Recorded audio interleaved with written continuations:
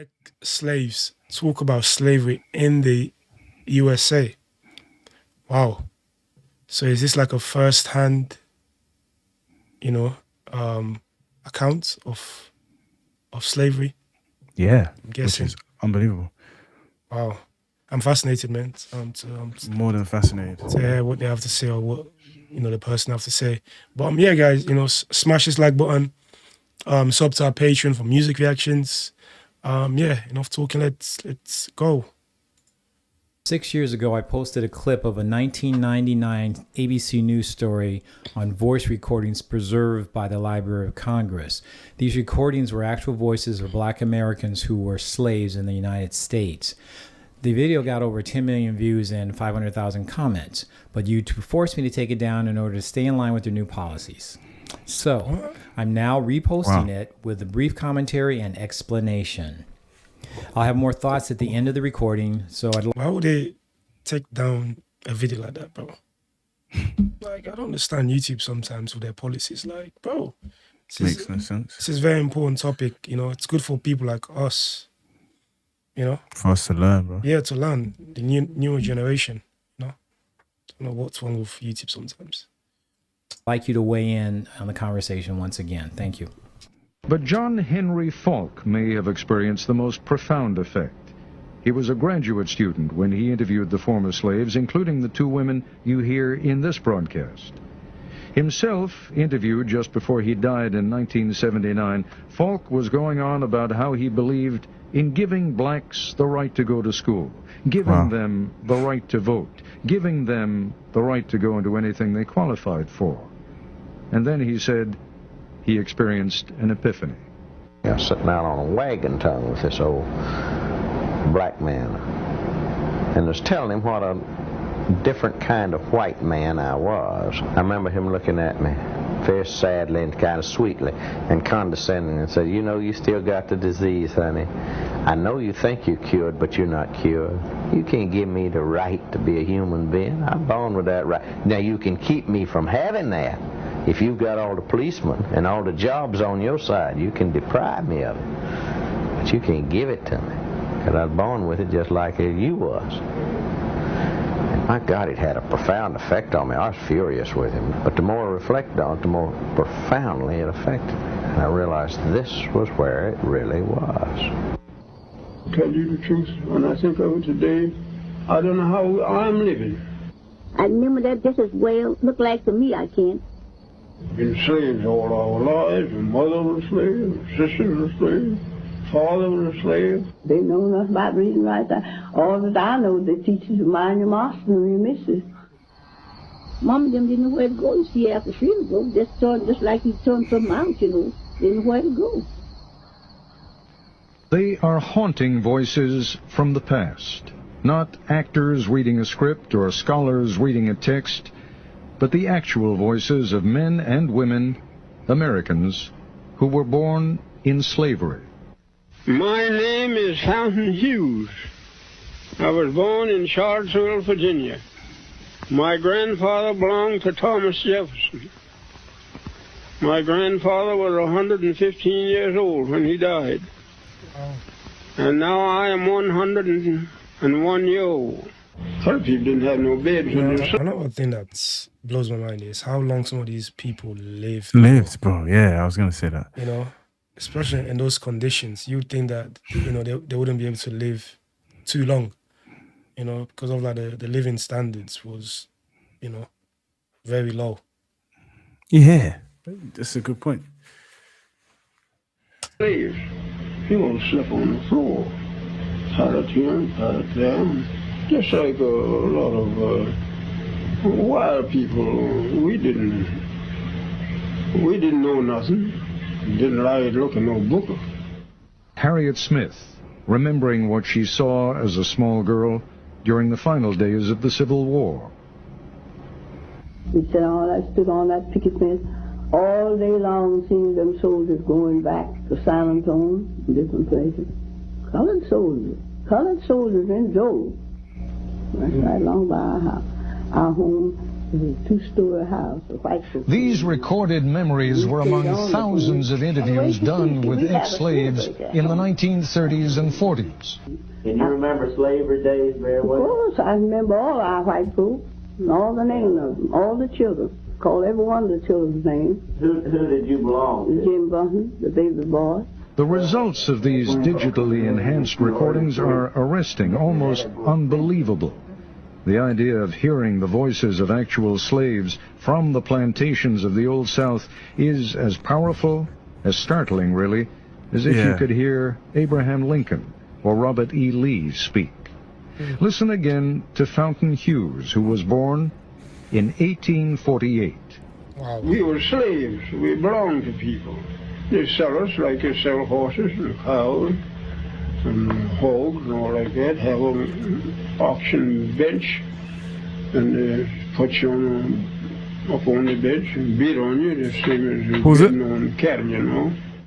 Much It's kind of crazy hearing it from their perspective on how they were treated and how they just had to accept it. They had no choice whether to just deal with it, because if they spoke out in the 1840s, they would have died straight. Like, there was no voice for them at those points. They were treated like below animals, below horses. But it was just like, Yeah. For me, slavery is one of the worst crime done to humanity, bro. Like, it's one of the worst things ever a human being has ever done, but like, or humanity has ever done, you know. of what these three former slaves say may at first seem unremarkable. Much of what they say may surprise and upset, and their calm demeanor is at odds with the evil and violence we associate with slavery. Here is 91-year-old Texan Laura Smalley talking in the 1940s about the outcome of a tussle between two women, one black, one white, one slave, one mistress. The mistress tried to slap the slave, but the black woman pushed her into a chair. Laura Smalley was a girl at the time, but she remembers vividly what happened to the black woman when the master came home. Well, they taken that old woman, poor old woman, carried in the peach orchard and whipped her. And, you know, just tied her hand this way, you know, around the peach orchard tree. I remember that just as well, looked like to me, I can, and round the tree and whipped her. And, well, she couldn't do nothing but just kick her feet, you know, just kick her feet. But it just had her clothes off down to her waist, you know. They didn't have her plumb naked, but they had her clothes down to her waist. And every now and then they'd whip her, you know, and then snuff the pipe out on her, you know. Snuff the pipe out on her. You know, the embers in the pipe. I don't know where you ever see the pipe smoking. Blow them out on her? Mm-hmm. Good Lord. Mercy. The plantation on which Smalley was a slave sounds brutal. She recalls scrambling with other children for food from a huge wooden tray, like a hog trough. Jesus. All of them, you know, would get around that tray with spoons and eat, something like mush or soup or something like that. And all them children get around there and just eat. Fountain Hughes tells his interviewer about the relentless round of work for him on a Virginia plantation. Night never comes out. You had nothing to do. Time to cut tobacco. If they want you to cut all night long out in the field, you cut. And if they want you to hang all night long, you hang tobacco. It didn't matter about your tired, being tired, you're afraid to say you're tired. It was cotton. It's like they were like property, bro. Like the owner could literally do whatever they want, however they want. It's ridiculous, bro. You know, to own another human being, even that concept doesn't make sense to me. Like, you know, the fact that you can own another human being, bro, as your own possession. That is, bro, it's ridiculous. Not tobacco that solidified slavery, though. The invention of the cotton gin at the end of the 18th century made its processing easy, but the crop still needed enormous amounts of unskilled labor. Control of the slave and his labor through laws and regulations became paramount. Fountain Hughes talks about one of those controls, the pass system. Now, I couldn't go from here, cross the street, or I couldn't go to nobody's house without I have a note or something from my master. And if I had that pass, that was what we call a pass. If I had that pass, I could go wherever he sent me, and I'd have to be back. Whoever he sent me to, they'd give me another pass, and I'd bring that back, so to show how long. Even emancipation didn't truly free the slaves. Freedom freed slaves for more travail. The end of the Civil War found many cast adrift without skills and no place to go. And the Yankees who freed them weren't always seen as benevolent liberators. I remember when the Yankees come along and took all the good horses and sold all the meat and flour and sugar and stuff out in the river and let it go down the river. And they know the people wouldn't have nothing to live on, but they done that. The ex-slaves left one hell for another, perhaps an even more dangerous one. No longer property, they didn't have the protections afforded property. When we were slaves, we couldn't do that, see?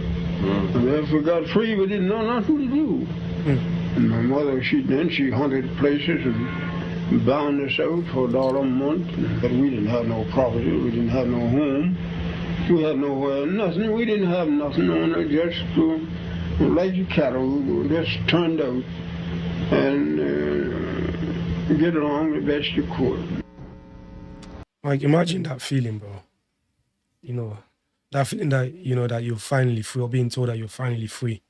Must be euphoric, honestly. Especially like for the ones in the, you know, like the middle-aged people, you know, or people in their late 70s, 90s. Imagine you've been working as a slave, or you've been living life as a slave for decades, and all of a sudden you've been told that you're free, bro. Like, you know, it must be like a weird feeling. Like, is this actually true? Like, you know, it must be like a weird feeling, bro. You know? Scary. In Texas, the slaves weren't told they were free until 2 months after the war ended. Smalley remembers that her masters gave the slaves a dinner, and then they were free. I don't hide the other side of the folks know freedom. We didn't know. They just thought, you know, we're just feeding us, you know. Them didn't know where to go. You see, after freedom broke, just like he turned something out, you know. Didn't know where to go. But just where to stay. Didn't know where to go. Turn us out just like, you know, you turn out cattle. In the narratives, the slaves used an interesting phrase for the end of slavery. They say, when the break came. Good times, easy times were not at hand. The trials for millions of black Americans didn't end in 1865. They continued. Laura Smalley and her family became sharecroppers. Harriet Smith's first husband was killed by whites during the Reconstruction, probably because of his political organizing. Fountain Hughes went north to Baltimore and worked at numerous jobs, including hauling manure. Not an enviable job, but it was the job of a free man. So there's a few points I'd like to make. First of all, John Henry Falk died in 1990, not 1979. Second, the Texas slaves were freed 2 years after the end of slavery, not 2 months. It just goes to show you that mainstream media didn't, and maybe still doesn't care about getting the facts correct. Also, the statement about former slaves being unskilled is not true and a bit condescending. Yeah, I agree.